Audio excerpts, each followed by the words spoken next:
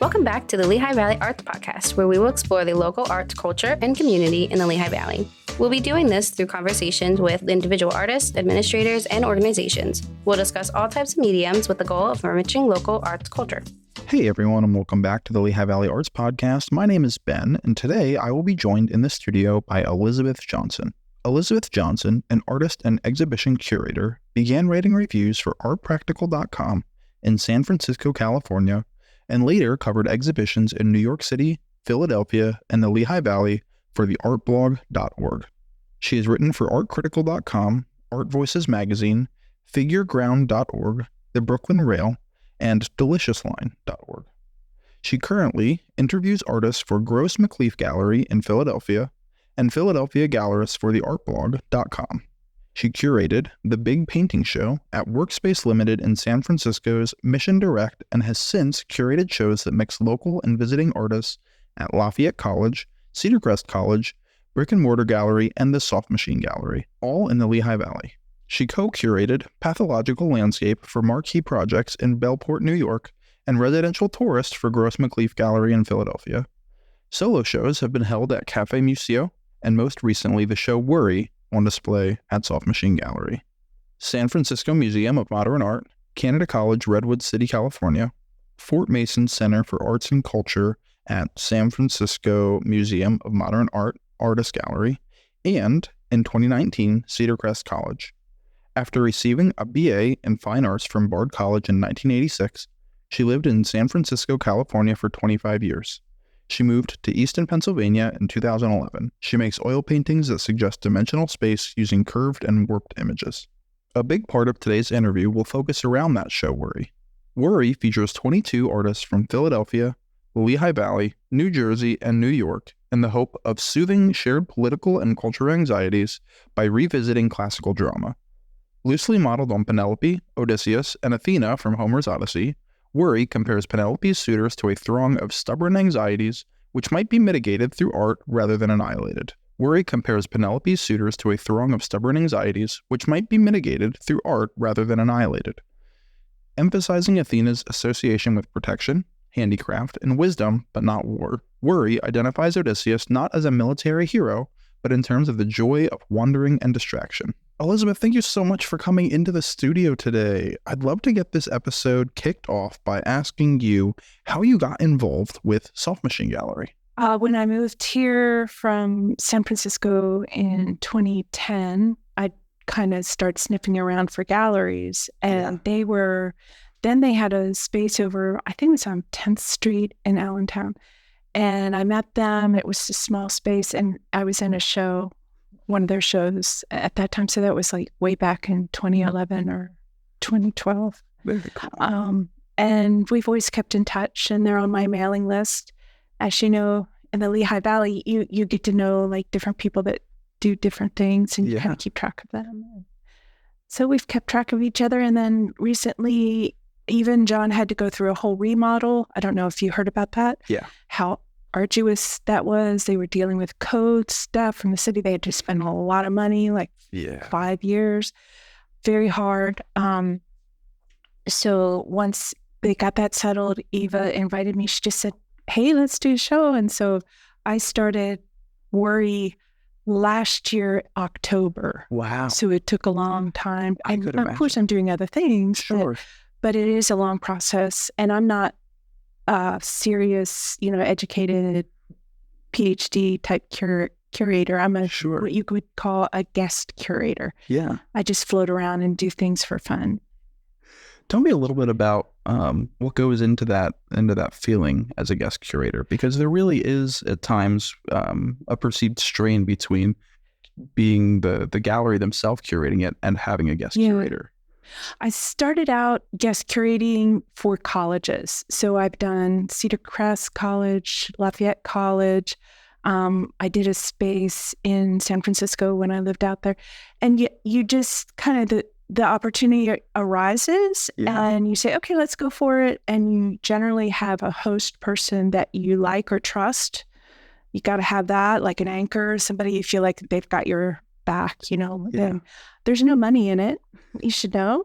Usually it's for free. And the advantage is usually that I get to show my work and include some of my friends.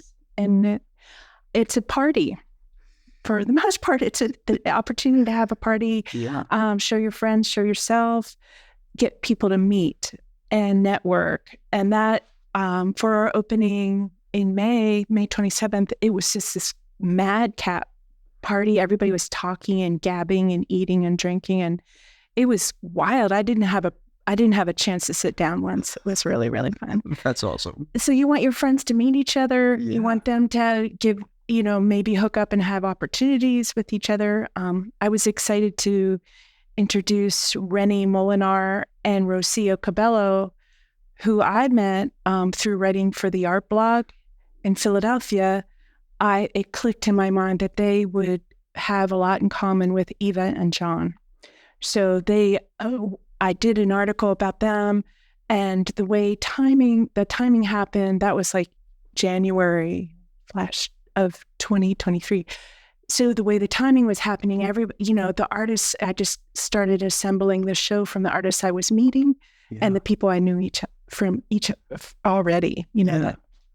Tell me a little bit about that core worry, right? So for those that may be listening to the show, there's a lot of great literature and write-ups that do already exist that explain the show. But for those who are not as familiar with those write-ups, what can you tell me about it?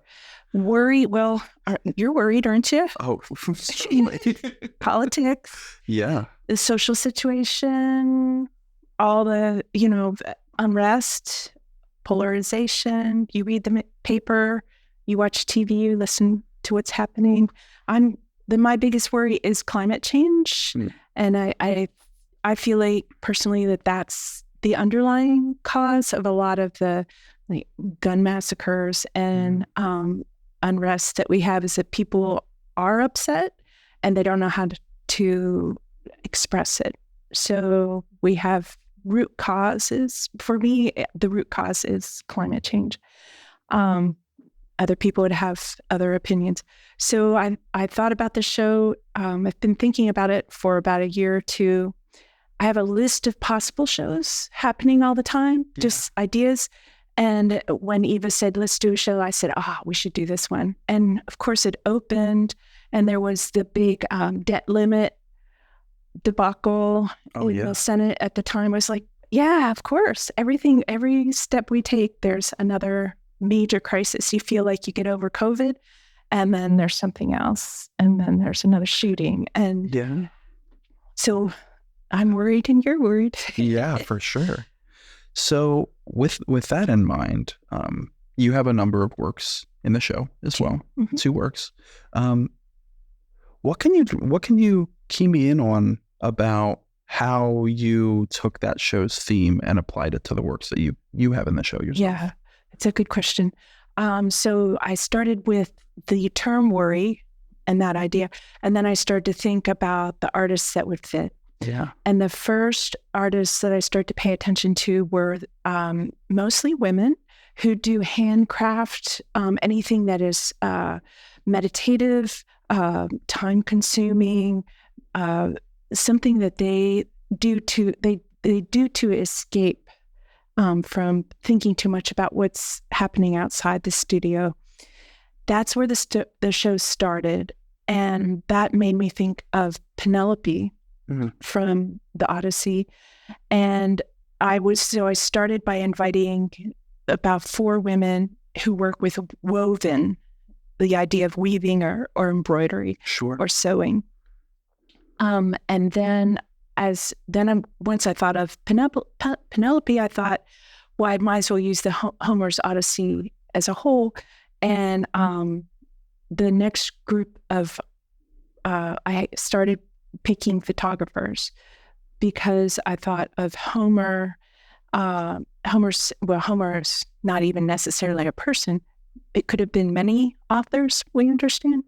But I was thinking of Ulysses as a wanderer or someone who's exploring and distracted. Yeah. So during our time of worry, we definitely distract ourselves. So the group of photographers was next. There's like 4 or 5 of those. then Anthony, as a matter of fact, falls into the category of a worry itself. Sure. Did you see the show yet or not yet? You did? Okay. I did. So his monsters are very, very powerful and, Oh my goodness. joyful.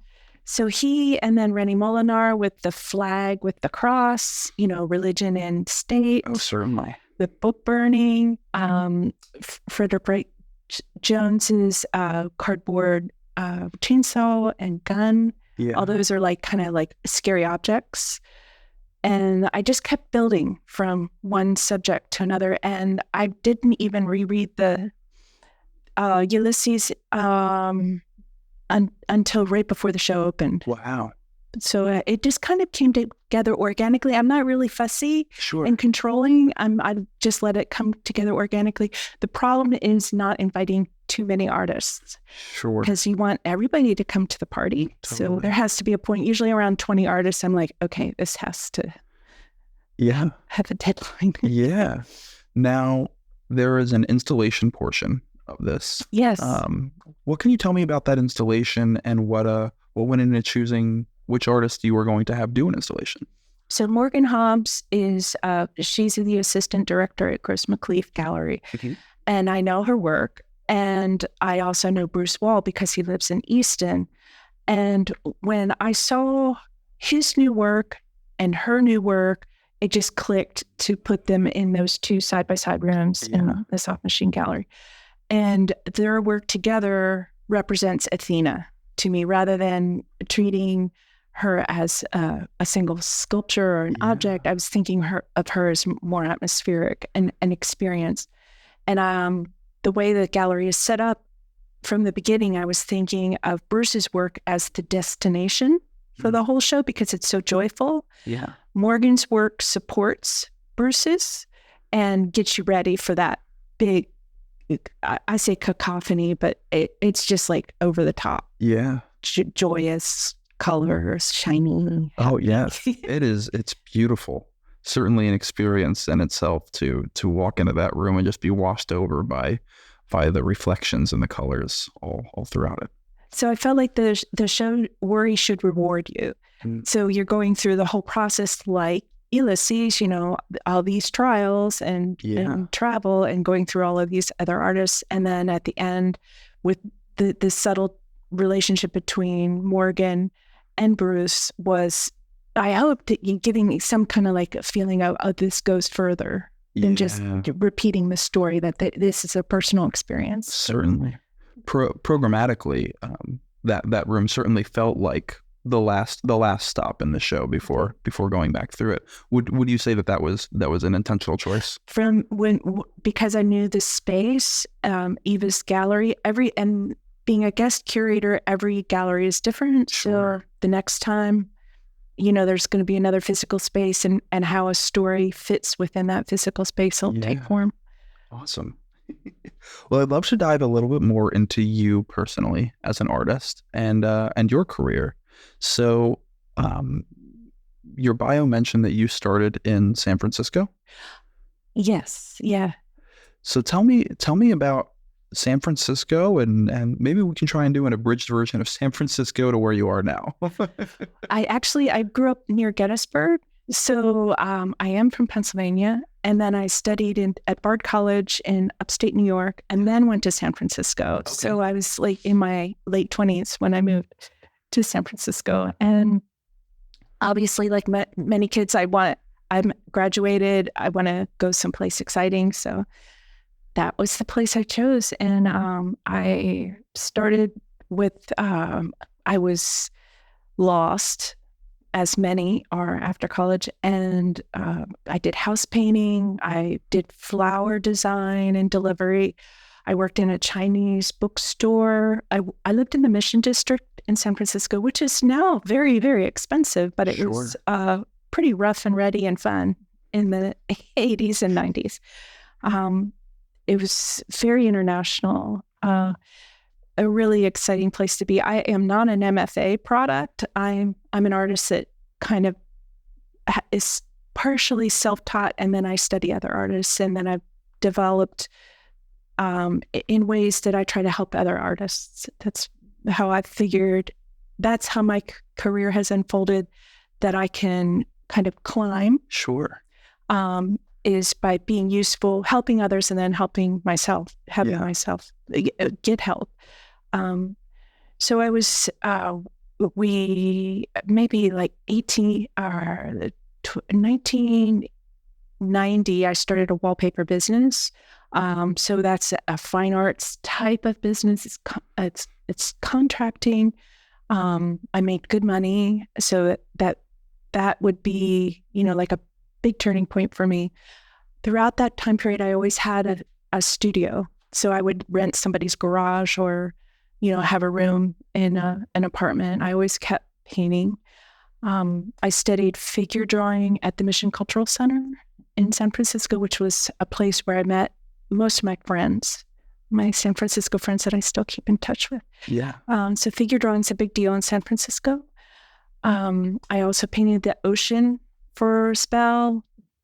We lived out in the Sunset near Ocean Beach by the Golden Gate Park for about 10, 15 years.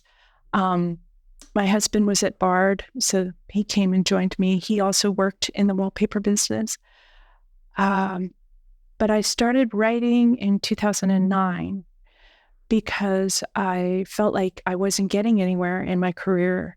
I didn't have the MFA contacts, and I was getting older, like getting into your late 30s and 40s, and you're like losing touch with the youth culture. And so I wrote for Art Practical and started doing that. I loved it. And since then, I've just always written for blogs. And lately, I've been writing for the Brooklyn Rail. Yeah. So I did my third piece for them. So, but I'd say that the writing was the thing that really accelerated my career. That makes sense. Well, then let's definitely dive into that writing a little bit more. Like most successful art writers in history, your reviews and interviews call upon that history and theory. So when it comes to interviewing other artists and art writing itself, right, there's a rich history of art critics and art writers. Yeah. Who do you find yourself influenced by for your own personal writing style and philosophy? I wouldn't say there's a particular art writer. I mean, I really like Peter Schjeldahl, who wrote for the New Yorker. I'm a long-term New Yorker reader, New York Review of Books reader. Many of the art critics for the New York Review of Books are fantastic. Yeah. I think that what drives my art writing is primarily always being centered on the artists themselves. And like you did, I would study the person, right? I usually write 9 or 10 questions. Yeah. And then deliver the questions to them. And then we have a conversation back and forth. Yeah. And I've really learned a lot just from interviewing artists, because I have to research into art history to find their threads of thought. Yeah, that makes sense. You've mentioned in like nuggets throughout a lot of these interviews and writings that you've done on the current state of art writing, especially as publications, specifically in print, have started to go to the wayside. Yeah. Right. And so there are varying schools of thought when it comes to what should be considered by an audience when reading a piece. Okay. Parts factoring into this could be the work itself, the title, the artist's bio, any further literature written by the artist or the gallerist on the piece, the atmosphere the piece is viewed in. It could go on and on. Right. When you're working on a review or considering an interview or a show itself, how does the artist or curator's intentions play into your writing? Is that a baseline for how you see its strength or success? I think it's an important factor. The thing that I go for, like hone in on right away, is the process, like how someone makes something and why. The how and why are what I go for immediately, like to the juggler. And then an artist's intention is not always what they develop, you know. Sure. They can make really great tangential work that is different than what they started out wanting to make. Yeah. I go for artists that write are especially interesting because then we can have that written dialogue and we can talk about like what we like to read, other biographies about artists or things that other artists have written. Yeah. But I think I don't deal so much with other curators. The gallerists I deal with, they hire me. So I'm actually paid, which is great, and they support art writing. Currently, many galleries are not having press releases. They are not investing time or money in writing them. Some of the people I come up against are saying, oh, people don't even read them. I don't agree. I feel like the artists especially enjoy having an overarching story that pulls things together and a current view of how this intersects with our current times. So to answer your question, I would say it's none of those things you mentioned, but my focus is always on how and why to the artists themselves. And beautifully stated. Yeah. Yeah, I think that's such a key factor and a large factor in why we choose to do this show. We love giving collectors, gallerists, and any potential viewers of these artists' work a look into their process, their history, and things that they otherwise may never be able to consider when looking at their work. And so that is one of our core mission statements when it comes to this show itself. Artists love to once you get into their real, like you're saying, intention or desire or drive or the force that makes them go, they get really excited about that, and it's always good. It's like candy. That's really wonderful for both of us. And there's a lot of artists that I work with that withhold for a long time, but eventually we'll work around the edges and get into the center of things. I'm kind of nosy, and I'm a little bossy, and I do have strong ideas about like things should be clear and simple. Don't write around the issue. But I actually learned to write from my husband, who's a fiction writer. So he's been mentoring me through writing for the last 10 or 15 years, and he edits all of my work that goes out. So I have, say for the Brooklyn Rail, I have an official editor that works on it. But before she sees it, Matthew and I have talked about it and back and forth, talked about ideas. And so I had the benefit in the background of a really great writer. That's awesome. Well, that's a great lead in. We have a question that whenever the subject matter comes up, we love to ask. And that is when there are two creatives that are in a relationship together. Creatives are notoriously guarded about their works and how they interpret it, how they express that. And in a relationship, you tend to see more of people. So being two creatives in your relationship, how do you see that impacting the way that you look? It's giant. I wouldn't be who I am without Matthew's influence and presence. In fact, I wanted him to come today because he's funnier than I am. Oh, that's amazing. Sounds great. Yeah. Well, I'd love to dive into your personal style because you do painting as well. Yep. Is that outside of literature? Would you say that painting is your primary medium as an artist? Yes. Yeah. I think I'm more of a painter than a writer. But right now, for the last couple of years, it seems like I've been doing a lot of writing and curating. And that was intentional because I felt really lost and adrift here in the Lehigh Valley after moving from a busier, more urban area. Sure. And not having contacts. So I felt like I had to do a little work and writing was my best tool to get connected and network with people and, get my work seen. So as a as a painter, I mostly am concerned with distortion, and I take images, I find photographs in the New York Times, and then I cut them up and put them through Photoshop Warp, and then I end up with this distorted image that I paint from. So I actually paint from photographs. Oh, very cool. And I have multiple photographs that go into each painting. Yeah. And so you are not just taking a reference, but you're creating more visual representation of the final product through your reference. Yes, there's that important step that Photoshop. I love Photoshop, and I don't know anything about it. So I go in, I really mess up stuff, and I make mistakes and push buttons I shouldn't. It's great. Yeah, you get lost in there, and it flip flops. It does.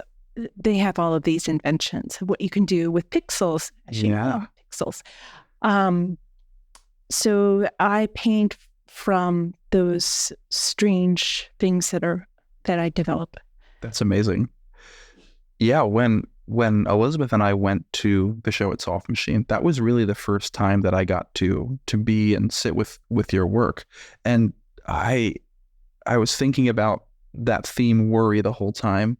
But I was also looking and thinking about some of these other shows that you've programmed, especially around Philly, dealing with residential spaces and travel, and how all of those were playing into that. And I could really start to feel and see this career and influence pouring out of the piece itself. Wow. I'd love to hear about how these different themes, ideas, and images pour out of you onto the canvas. That's a good point.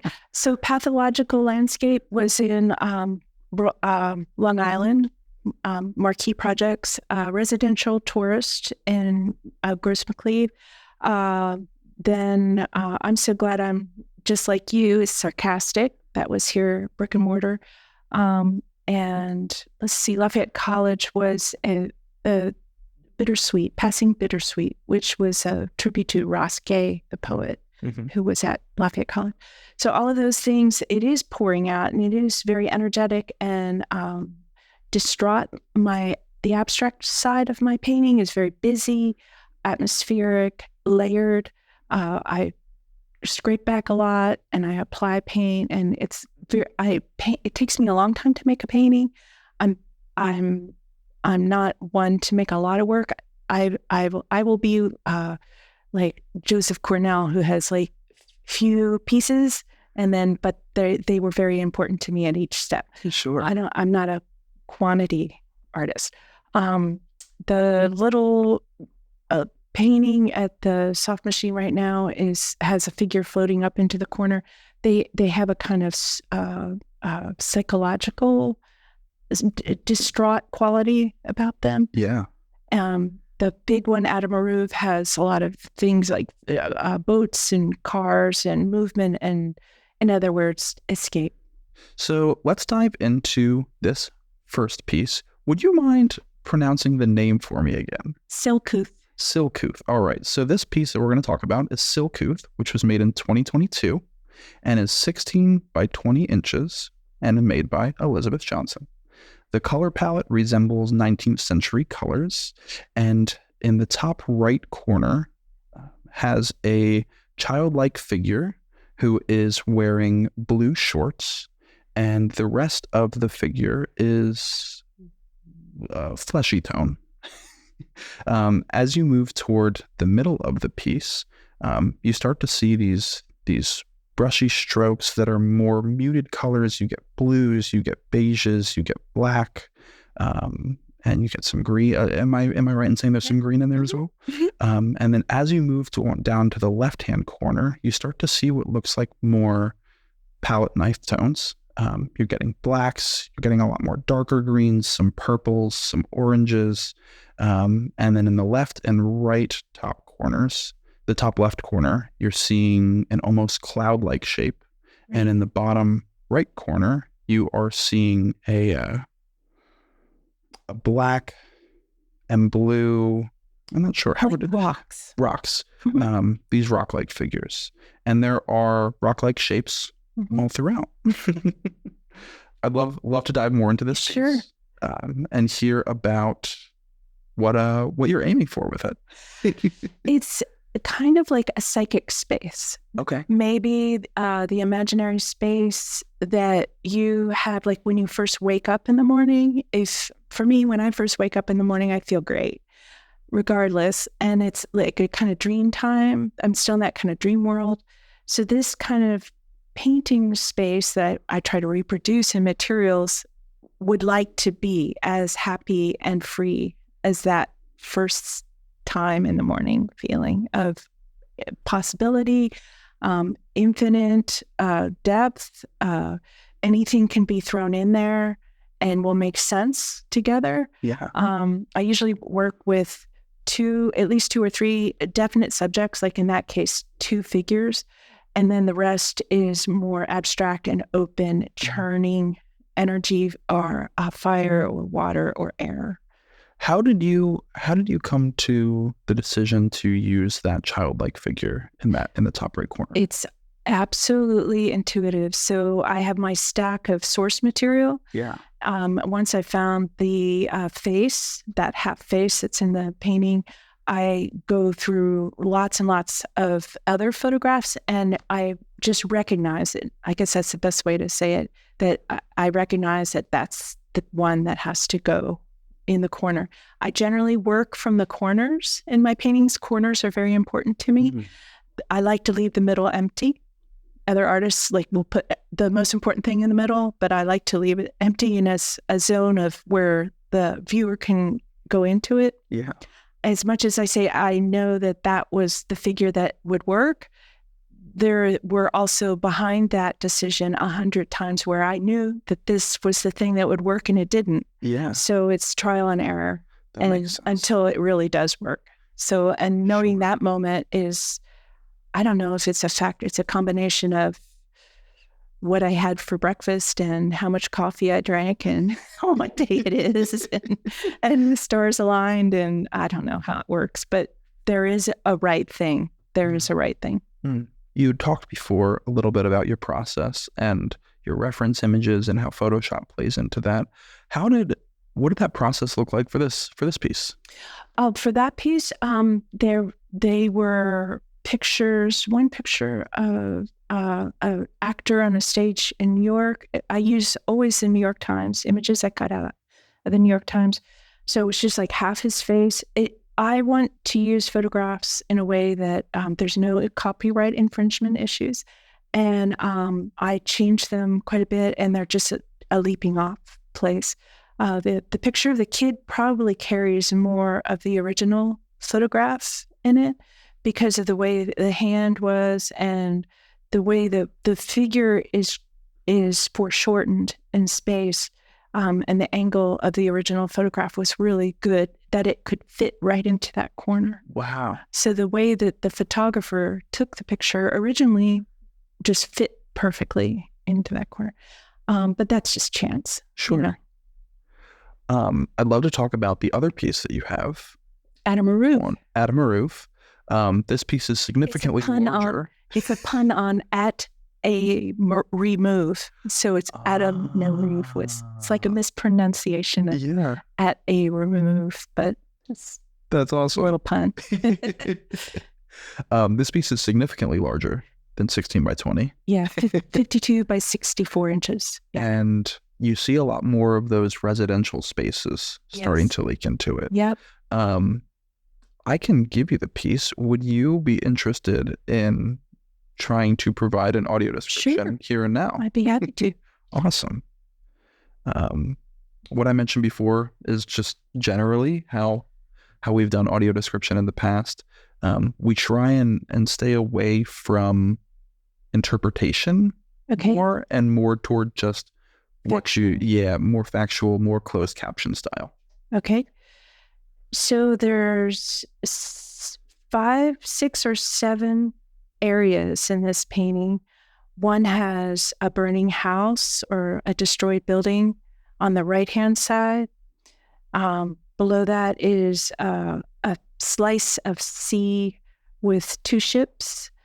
As I move across the painting to the left, there's a curved piece of pavement that actually has a shadow under it. So it looks like it's coming away from the painting, that's covered with cars that have been stretched out and distorted, and a retreating van that's going back into some foliage.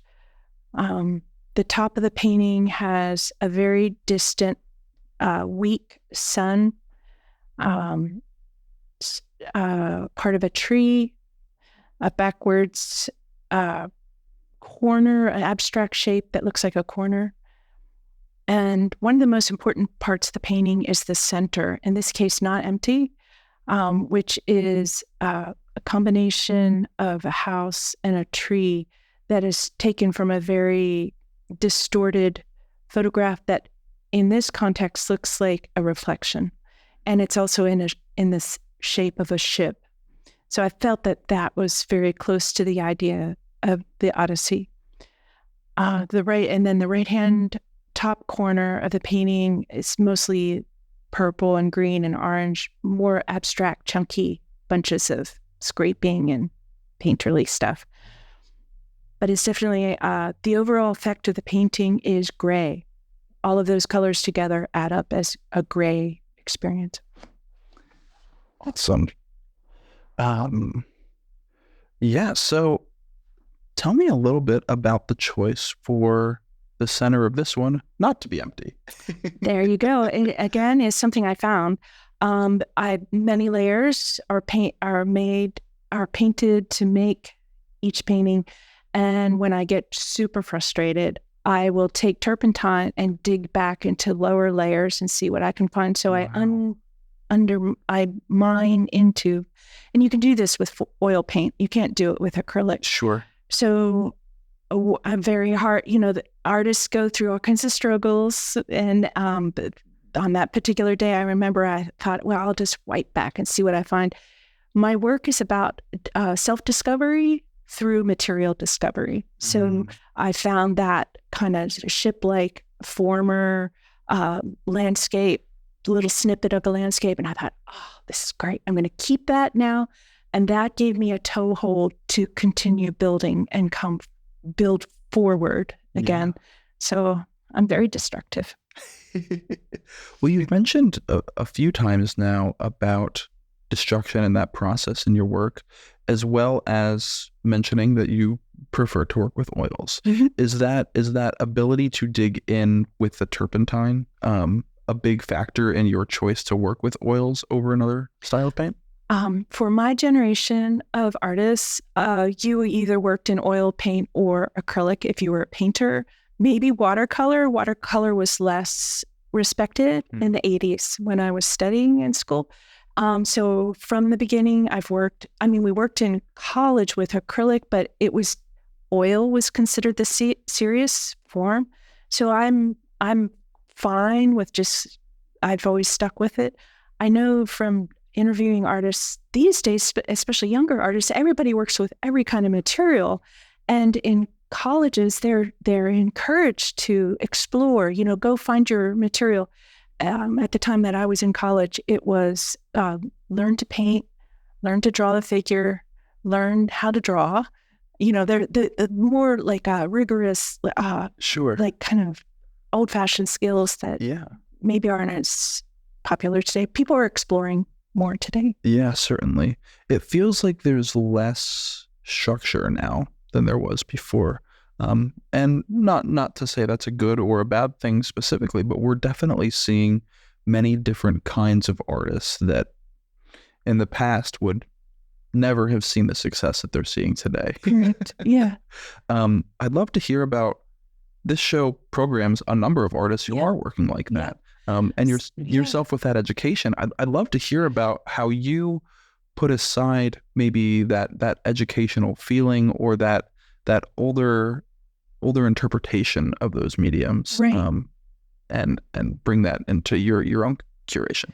As you said earlier about how my painting and my curation kind of they bring each other out. They really collaborate. Yeah. As I've done curation and as I've painted, and interviewed other artists, I've gained a lot more respect for difference.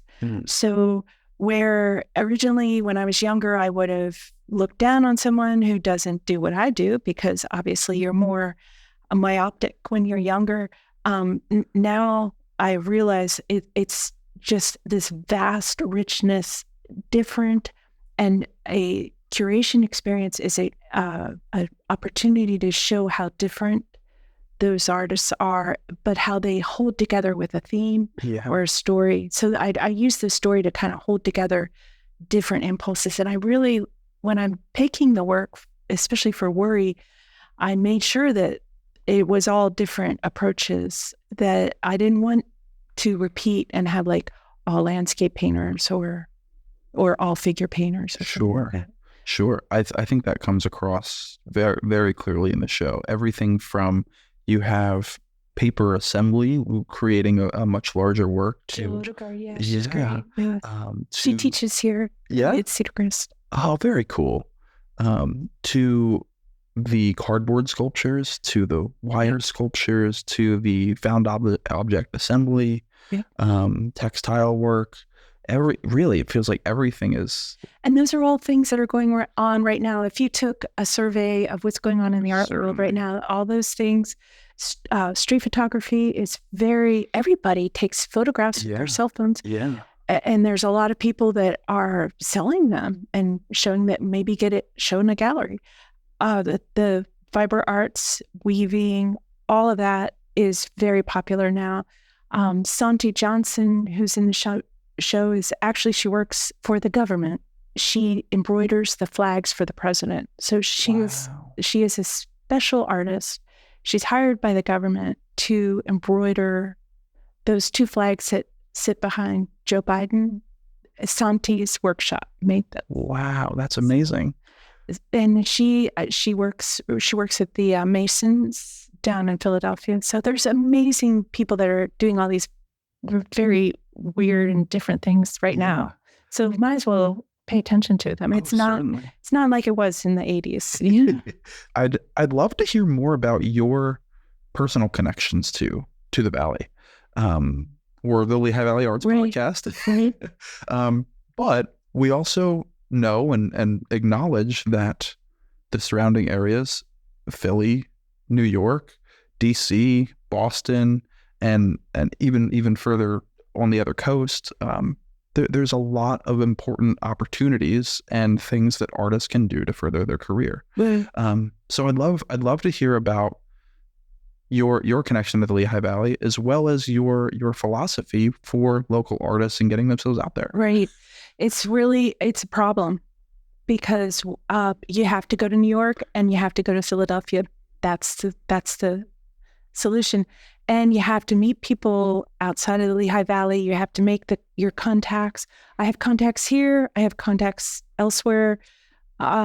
It's my New York contacts and my Philadelphia contacts are the people that actually really help me to show or to write or get, gigs, or the people in the Lehigh Valley, because we don't have the resources here. We don't have collectors. Mm-hmm. My big beef currently is that the million-dollar question is how to grow a collector base in the Lehigh Valley, because there's no sales here.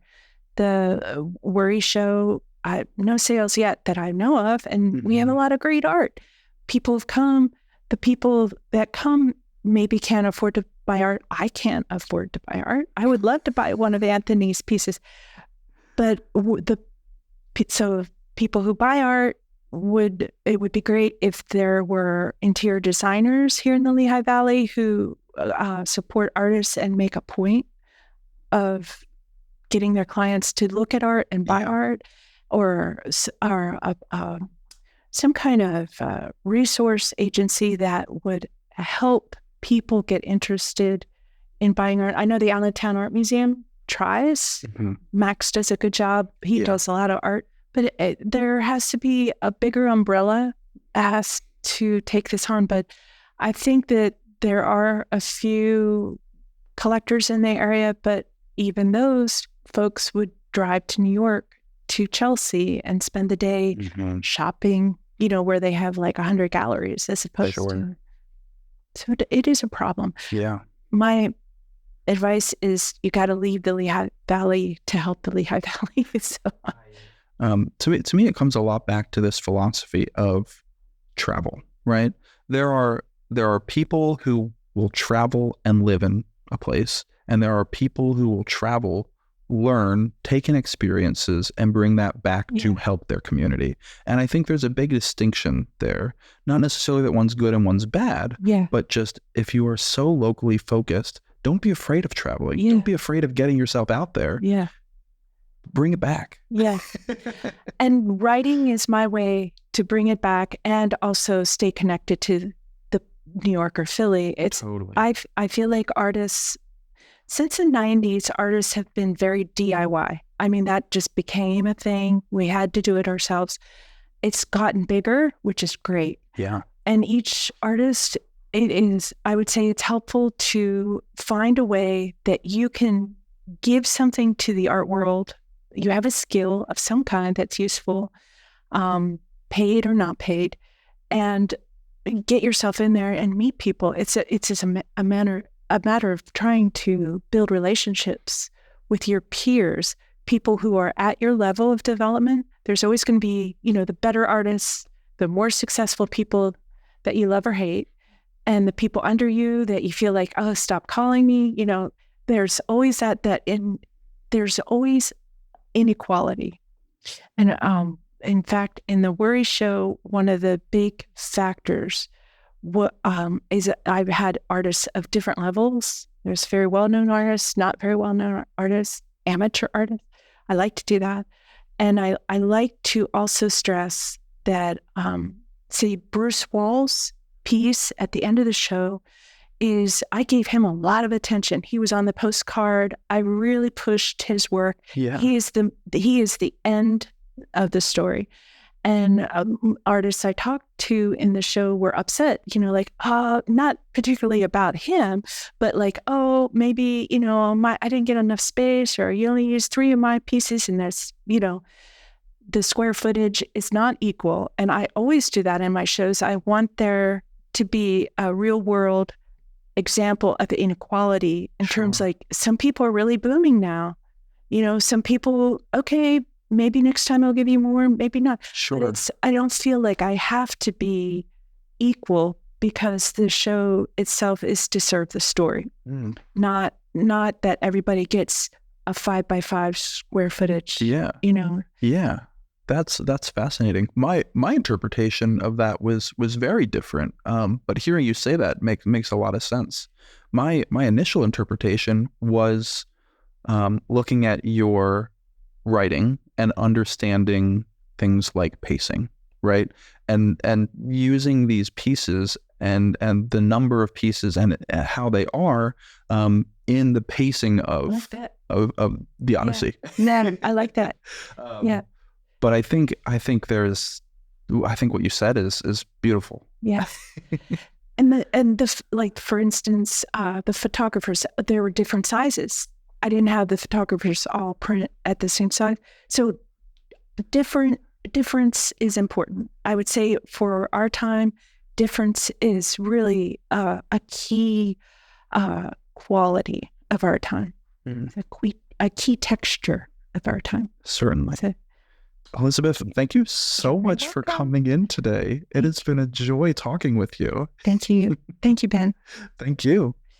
If you'd like to keep up with Elizabeth Johnson and her work, you can visit her website at elizabethjohnsonart.com or follow her on Instagram at ELIZJOHNSON2018.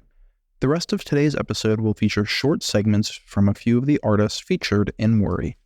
This is Bruce Wall, and I'm very pleased to be included in Elizabeth Johnson's show Worry at Soft Machine Gallery. My work is located at the far end of the gallery space in a full-room installation of recent works entitled Stance, Being Still in a World That Is Always Spinning. It is made up of 25 wall relief mixed media constructions and floor-based kinetic works. The starting point for this series was a serendipitous moment in my studio from a few years ago. As I was mixing paint for a panel I was working on, I began tossing the paint containers into a large stainless steel bowl that happened to be on the work table. This was done simply for convenience, so as to keep the colors at arm's length. As I was working, I glanced over at the now-filled bowl and noticed the intense reflections on the sides of the bowl coming from the clear bottles of brightly colored paint. I reached over and turned the bowl and saw the resulting distortions of color and shape. I thought, wow, this is a lot more interesting than what I'm actually painting. And so my work changed directions. I started experimenting to see how to maximize the bowl reflections and settled on 12-hue color wheels painted on cardboard tubes of varying diameters and lengths set within stainless steel bowls. I also added a variety of materials to construct these works, including mirrors, chrome and crystal drawer knobs, plastic food serving trays, yogurt containers, indoor-outdoor carpet, reflective insulation foam, corrugated plastic sheets, and plywood. The centerpiece of the installation, in the middle of the far wall as you enter, is a shaped work called Stance. It is based on an enlarged white-on-black outline of my feet with a recessed crystal drawer knob centered between them. The ground of heavily painted black textures emanate in a radiating motion of directional lines that lead your eye throughout the room to the other pieces. The space is balanced symmetrically with paired works on the left and right sides of the room. There is a lot of movement going on, but everything is anchored on a central point. So do I worry? Of course I do about so many things, but my hope is that these artworks in this installation offer a momentary reprieve from all of that, and we can experience some satisfying stillness. Hi, my name is Elizabeth Keithline. My pieces in Worry are the tires, aardvark, dog, and the anteater. They definitely focus on the topic of worry because the animals face off against the car, which is unfortunately a big part of modern life. Art making, in terms of the question, does it push worry out of your head? Definitely. It's also, I consider art making a coping mechanism. Hi guys, my name is Anthony Smith. The works that I have chosen to exhibit, they're called canon-style monsters. There are 5 works that are in the series. And they relate to the show's title because when I made them in a particular time of my life when I was homeless living in New York, and I had, zero money to afford art supplies. I would go to free museums, one of them being the Rubin Museum, and I fell in love with the Tonka paintings that I saw there, and the sort of mythological creatures that were depicted there, and it kind of related to me in my life in terms of what I was experiencing. And I had these little characters that I would create and doodle, and so I just filled in my own facial expressions in these Tonkas, using this sort of line work style that I had developed over the years. Very, very simple and expressive, layered mark making that I had done for many, many years. And they were sort of my way of clawing back some kind of language for my art style and over the years. And actually, honestly, I did the work and put them away and forgot about them until recently when Liz came by to my studio and took a look at them and said, "What are those?" Yeah, they represent a particular sort of inflection point in my life and my career when I was going through some things. And so the idea of worry was very much on my mind. And these works were kind of like a way of sharing what I saw in the Rubin Museum with some of my own personal concerns. And so that's why I'm glad that they're in the show. I mean, it's very apt work to be included in this kind of exhibition. My name is Jill Odegaard, and the titles of my work in the Worry exhibition are Descending Impression, Systems Arranged, Balanced Instability, interconnection, circuitry, and linear alignment. To me, these titles suggest some sort of a mechanism or relatedness. My work is made from paper pulp and created by dipping, pressing, assembling, tying, and constructing individual pieces and modules. The installation for Worry was a process of responding to the space at Soft Machine Gallery and exploring visual relationships. In regard to the title of this exhibition, Worry is set aside as I find purpose in making. Hello, time capsule people. This is Matthew Crane. I got some pictures at this art museum called Soft Machine Gallery in Allentown, Pennsylvania. And the show was called Worry. And, well, everywhere I go, people want to know, Matthew, how do you take those pictures? Do you plan them out? Do you not know what you're doing? And I say, well, I don't know what I'm doing. And that's fine with me. Because the more I know what I'm doing, the duller my pictures. I'm telling you, and that is one thing to worry about. Oh, yes, it is.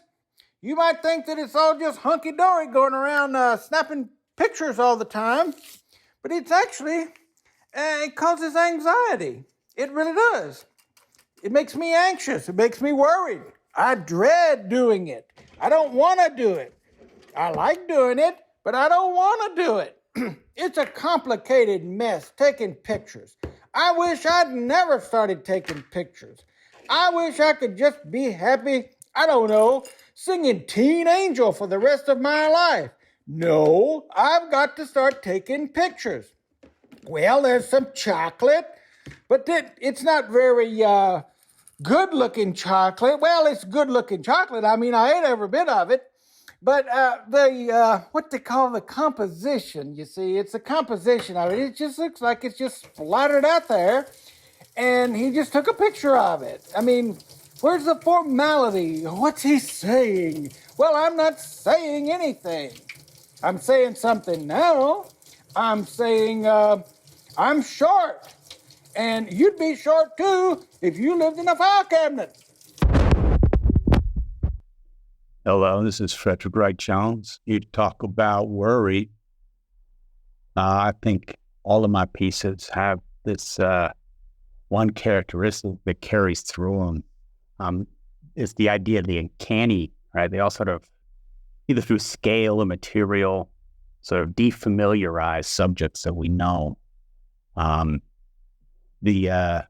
Bunny is... I made it actually because it was the year of the rabbit, and it's actually my year, and it's a big year for me, but it's huge, right? It's like huge, and I think that's sort of this notion of something big to come. The Professor Honey Bear, I actually made first as a mask, went to critique with that. I think that I love the black bear, right? I think I don't know, kind of like. Seems slow, but they can be fast. They love to climb. It might be my spirit animal. I don't know. But, when you go in the woods, you go out in the woods today, you're in for a big surprise, right? There's these, you got to take your food and either put it in a bear box or tie it up in a tree because they'll steal it. They love it. Now, guns, do I need to go into that, right? When the AK-47s arrive, usually the peace and quiet leaves, right? And, the chainsaw, I guess that's the most brutal and personal of the three. Nostalgia it's called because, once I used to cut trees for a living, and once sawed into my leg with the chainsaw. It went really quick. It goes quick, right? And so every once in a while, when I was sitting there with a chainsaw, I'd have this thought, but like, oh yeah, that's how quick it goes. Bye. I'm Charles Stonewall. My contribution in 2023 included 3 of my photographs, which were titled Shedding Light, Just Before Dawn, and On Being. Each of these photographs stems from a different period of time and from 3 different distinct bodies of work, which is to say, I make art because there was something within me that I felt I could further manifest and understand. Making the type of pictures as I do allows me to know how I coexist with the rest of society and persuades me to explore themes that intertwine with hope, setbacks, beauty, afflictions, my ancestors, and social justice. Though sometimes surreal, I attempt to make pictures related to themes of existence that dive deeply into exploring concepts of validation, hope, and indifference. For me, it's like creating a series of visual poems that are connected through a necessary gathering and conversation. However, when confronted with the topic of worry, there's much I am concerned about, particularly as I navigate ways for sustaining a decent income and keeping a roof over my head. The current state of high rental property is absurd, making it much more challenging for artists like myself to rent or find an affordable place to live. That said, it's important to me that I continue my life's work, for it feeds on my soul and reflects in pictures what it means to be human. You can view a portion of my work at charlesfstonewall.com. Thank you for listening. Thank you so much to Elizabeth Johnson, as well as all the artists from the show that submitted statements for today's episode. There will be a closing reception for the show Worry on Saturday, July 1st at 2 p.m., featuring an artist talk and live music. For more information, please visit Soft Machine Gallery's Instagram at soft_machine_gallery. Soft Machine Gallery is located in Allentown at 105 Ridge Avenue, Allentown, PA 18101.